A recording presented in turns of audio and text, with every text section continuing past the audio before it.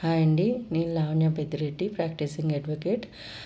రీసెంట్గా మనం alimony related issue, matrimonial కేసెస్లో అలమ్నీ రిలేటెడ్ ఇష్యూ ఒక బెంగళూరు టెక్కీ కేసు గురించి చూసాము.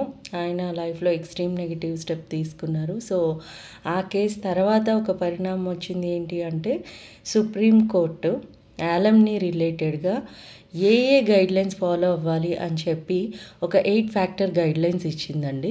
అండ్ నేను మీకు అవేంటో ఇప్పుడు చదివి వినిపిస్తాను.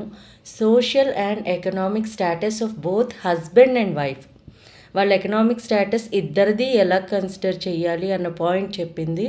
Basic needs of wife and children for future, basic needs అండి, వాళ్ళ విషెస్ వాళ్ళ ఫ్యాంటసీస్ గురించో కాదు, బేసిక్ నీడ్స్ గురించి.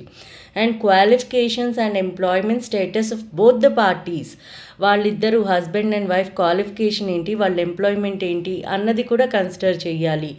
Income, property and financial means of both individuals, వాళ్ళ ఇన్కమ్ ఏంటి, వాళ్ళకున్న ప్రాపర్టీస్ ఏంటి, వాళ్ళు ఎటువంటి ఫినాన్షియల్ స్టేటస్లో ఉన్నారు of both individuals, husband and wife ఇద్దరిది.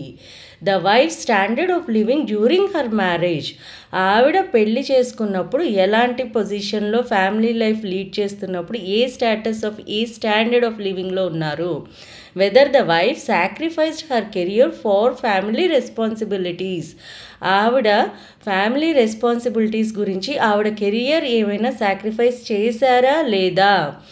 Legal cause for a non working wife, legal cause for a non working wife and in the sense ఏంటంటే, ఎవరైతే వర్కింగ్ ఉమెన్ కాదో వాళ్ళకి ఎటువంటి కాస్ట్ ఉంటాయి, ఎటువంటి ఎక్స్పెండిచర్స్ ఉంటాయి.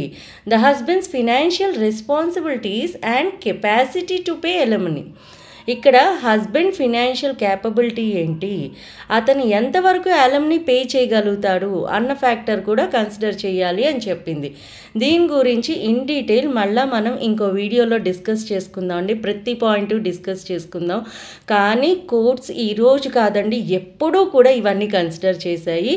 ఆవిడేదో స్పౌజ్ ఏదో కేసు పెట్టింది అంటే అది ఆ రోజే ఆఖరి రోజు కాదు, అదే జడ్జ్మెంట్ డే కాదు.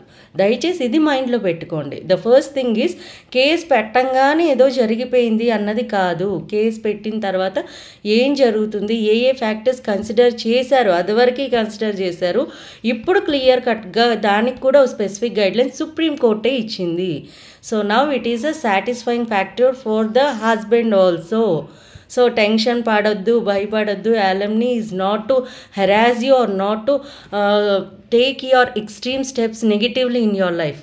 ఓకే, అలిమనీ అనేది మీ స్పౌస్, మీ పిల్లల గురించి, వాళ్ళ సెక్యూరిటీ గురించి మాత్రమే ఇచ్చేది, మిమ్మల్ని పీక్కు తినేసి ఇచ్చేది మాత్రం కాదు. ఓకే, అండ్ దీని గురించి ఇంకా డీటెయిల్గా వీడియో చేద్దామండి.